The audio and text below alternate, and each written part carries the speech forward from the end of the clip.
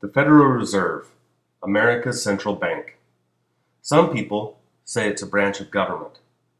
The Federal Reserve is an independent agency, and that means basically that there is no other agency of government which can overrule actions that we take. Other people say it's a private corporation. The Federal Reserve is no more federal than Federal Express. So which is it? Well, both.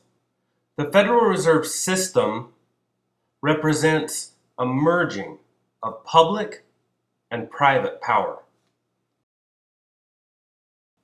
Citizens who want to understand how government and corporate power operate today need to understand the Fed. This short video introduces the structure and operations of the Federal Reserve System. The video has 3 parts. First, it introduces the 12 Federal Reserve banks, with a special emphasis on the Federal Reserve Bank of New York. Second, it introduces the Board of Governors, a supervisory board in Washington, D.C. And finally, it introduces the Federal Open Market Committee, the Fed committee charged with conducting U.S. monetary policy. There are 12 Federal Reserve banks in the United States today. Each of those 12 banks has the authority to create money. Take a look at a Federal Reserve note, a dollar bill, and you'll notice that it was issued by a particular Federal Reserve Bank. This one was issued by the Federal Reserve Bank of New York, which sits in the 2nd District. Each bank acts as a central bank for the commercial banks in its district. Those commercial banks have accounts and pay their bills using the services of the Federal Reserve banks. The commercial banks are more than customers of the Federal Reserve, though. They're also the owners. That's right. Every nationally chartered commercial bank in the country must own stock in the Federal Reserve Bank of its district.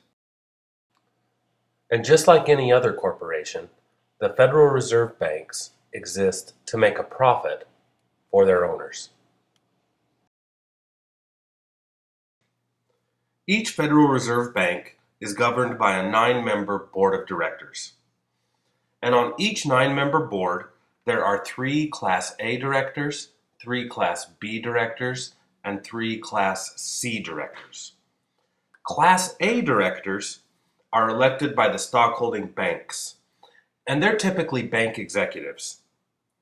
Class B directors are also elected by the stockholding banks, and they're typically executives of major U.S. corporations. Finally, Class C directors are appointed by the Board of Governors in Washington, D.C. They're typically affiliated with labor unions, nonprofit organizations, and colleges and universities.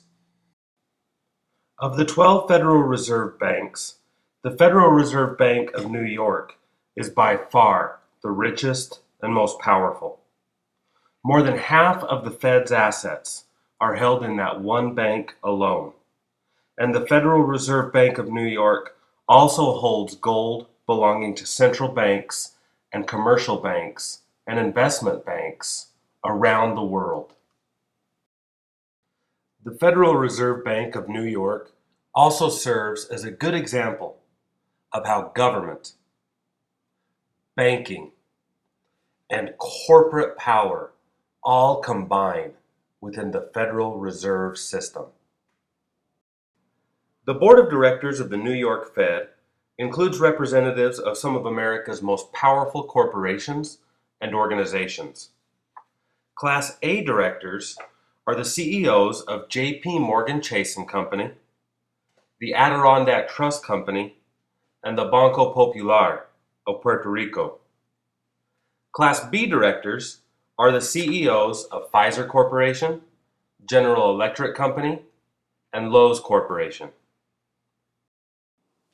Class C directors are the president of Columbia University, the president of the New York State AFL-CIO, and the CEO of the Partnership for New York City, a not-for-profit organization founded by David Rockefeller and dedicated to maintaining New York City as the world financial center.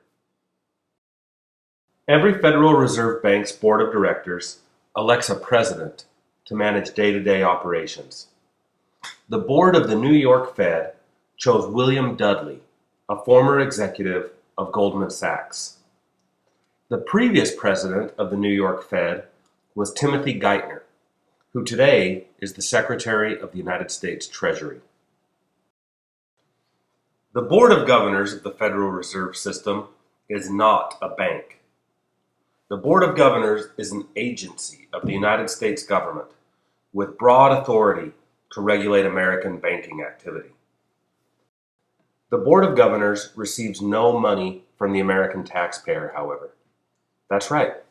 The entire Federal Reserve System and the rest of the federal regulatory apparatus is financed entirely by the banks themselves. No taxpayer money goes to the Federal Reserve System, the Federal Deposit Insurance Company, the Comptroller of the Currency, or the Office of Thrift Supervision.